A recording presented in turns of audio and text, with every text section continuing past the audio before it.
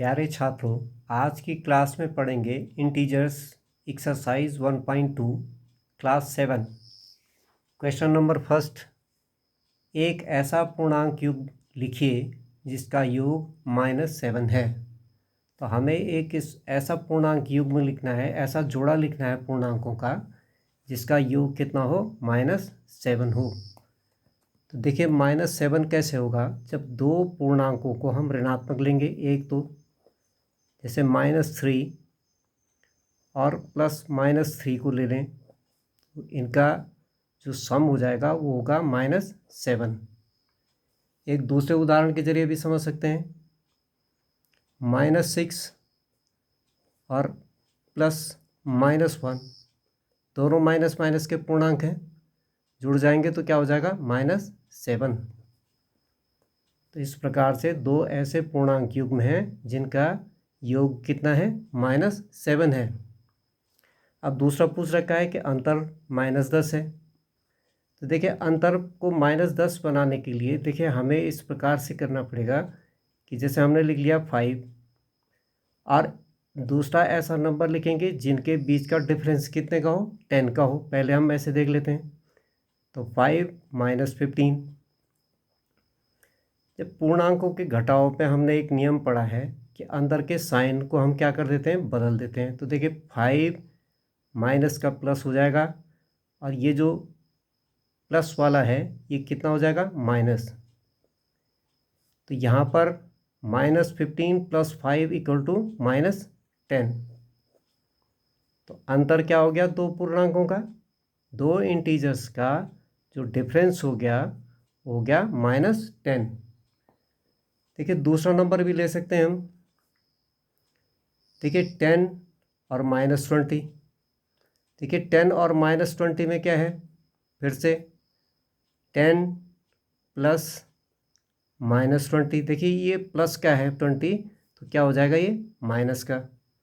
तो आंसर क्या हो जाएगा, -20 में से 10 को सब्ट्रैक्ट कर लेंगे तो कितना आएगा, -10। तो देखिए इस प्रकार से कई पूर्णांक युग्मों को हम इसमें रख सकते हैं। सी पार्ट है कि योग जो है दो ऐसे पूर्णांक लिखिए, अर्थात एक ऐसा युग्म लिखिए जिसका योग कितना हो, 0 हो। तो देखिए -3 है और +3 है।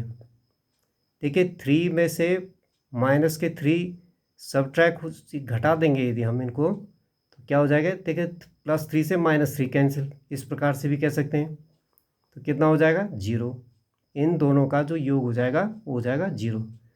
-4 और +4 ये भी क्या हो जाएगा, 0।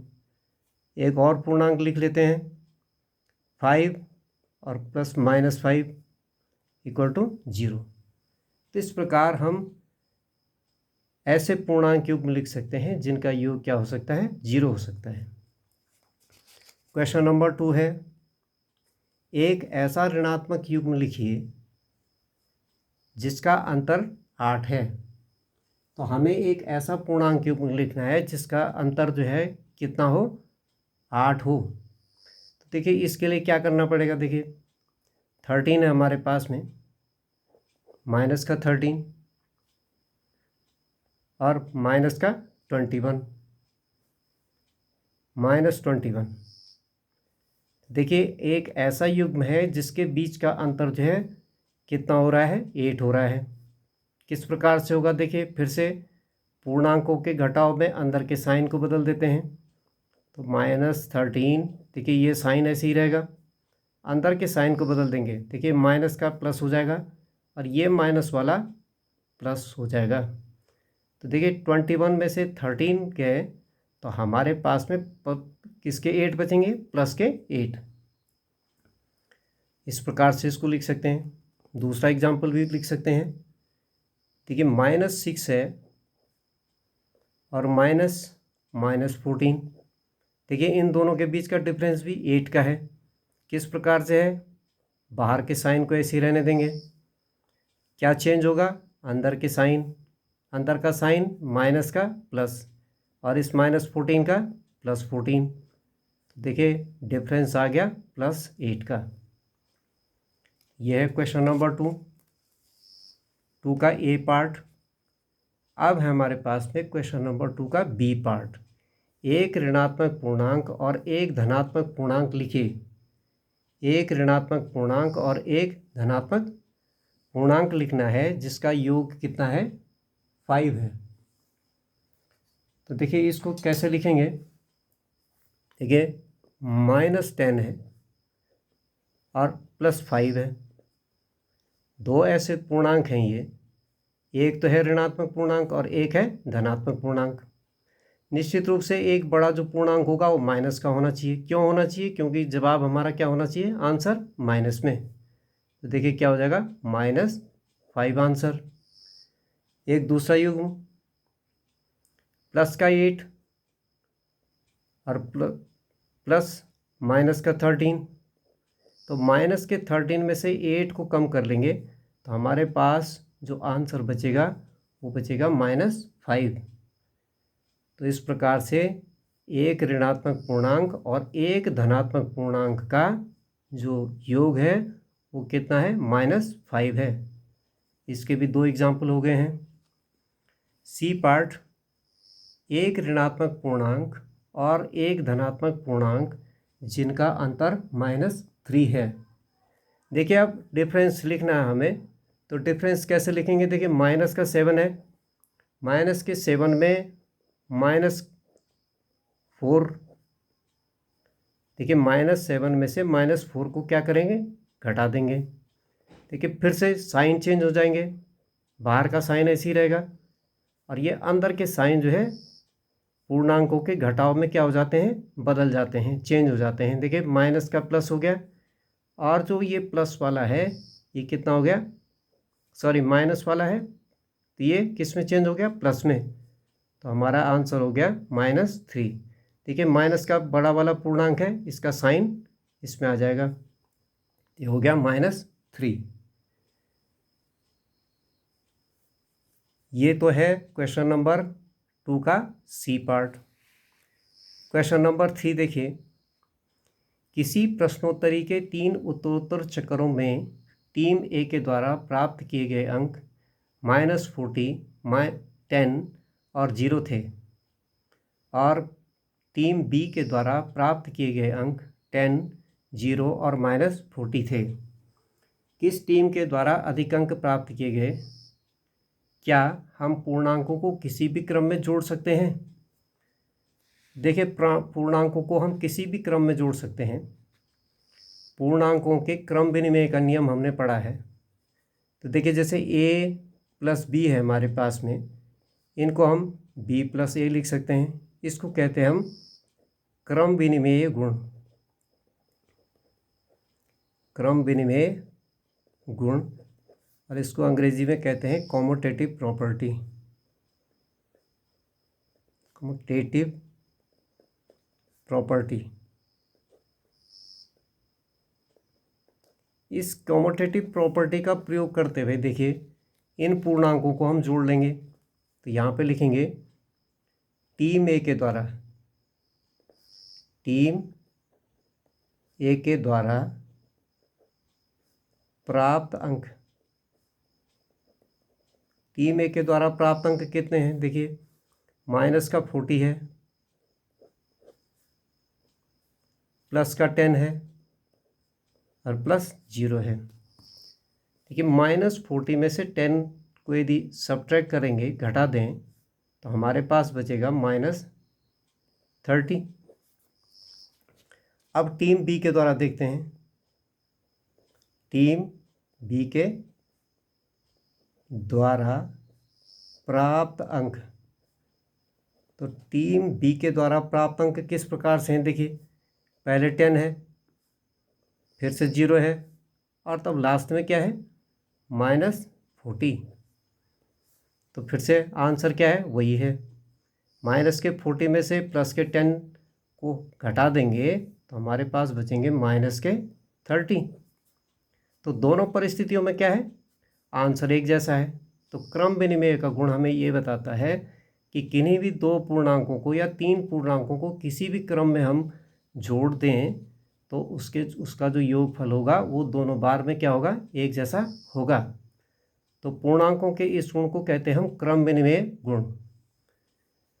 तो दोनों टीमों के द्वारा हम लिख सकते हैं, दोनों टीमों के द्वारा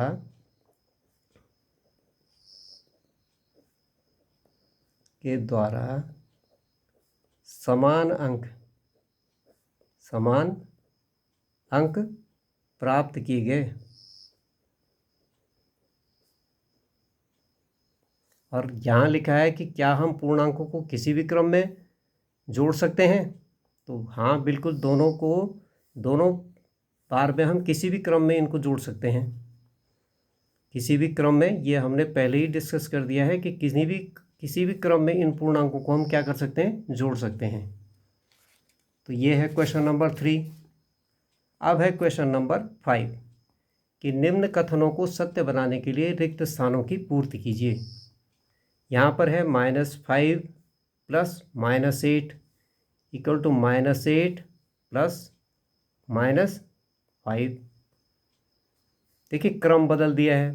इस गुण को क्या कहते हैं, क्रम विनिमय गुण। देखिए हमें पूछ तो नहीं रखा है कि कौन सी प्रॉपर्टी है, परंतु इस प्रॉपर्टी का प्रयोग हो रहा है, यहाँ पे क्रम विनिमय गुण का प्रयोग हो रहा है। देखिए -53 पे क्या ऐड करें, क्या जोड़ें कि -53 हो जाए। तो -53 पे यदि हम 0 को ऐड करें तो ये -53 हो जाएगा।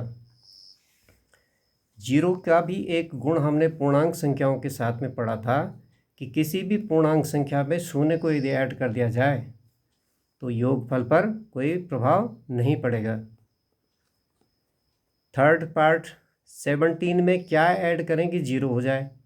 तो देखिए ये प्लस का पूर्णांक है 17, तो -17 को यदि हम इसके साथ में ऐड कर दें तो प्लस के 17 से माइनस का 17 क्या हो जाएगा, कैंसिल आउट हो जाएगा, और ये आंसर क्या हो जाएगा, 0। फोर्थ पार्ट है 13 प्लस -12 प्लस क्या ऐड करें बोला इसमें। तो यहाँ पर दूसरे पक्ष में दे रखा है 13, देखो 13 को बाहर कर दिया है और -12 प्लस 7 कर दिया है। तो अब हम क्या कर सकते हैं, देखिए यहाँ पर 12 प्लस 7 है, तो यहाँ पर इसको क्या कर सकते हैं, एक चीज़ को बाहर ले सकते हैं। 12 - 7 यहाँ पर है और 13 जो है बाहर को है, तो हम यहाँ पर क्या लिख सकते हैं, इसको 7 को हम -7 को यहाँ पे लिख सकते हैं, तो ये बात बराबर हो जाएगी। फिफ्थ पार्ट देखिए -4, सेम ऐसी ही है ये भी, -4 प्लस 15 प्लस -3। देखिए सहचारिता का गुण है ये, तो सहचारिता के गुण में किन्हीं भी 3 पूर्णांकों को किसी भी क्रम में इस प्रकार से हम ऐड कर सकते हैं। यहाँ भी यही है और यहाँ पर भी है, फोर्थ पार्ट में भी और फिफ्थ पार्ट में भी। तो -4 प्लस 15, देखिए -4 प्लस 15, तो यहाँ पर क्या छूट गया हमारे पास में, -3। तो इसको बाहर से हम क्या कर सकते हैं, इसमें ऐड कर सकते हैं। तो दोनों बार में जो ये योगफल है वो एक जैसा रहेगा। तो पूर्णांकों के इस प्रकार के जोड़ के गुण को हम कहते हैं सहचारिता का गुण, या एसोसिएटिव प्रॉपर्टी भी कहते हैं इसको, एसोसिएट प्रॉपर्टी या सहचारिता का गुण। तो क्वेश्चन नंबर 4 पूरा होता है। इसी के साथ ये प्रश्नावली समाप्त होती है। मिलते हैं अगली प्रश्नावली में, तब तक के लिए गुड बाय।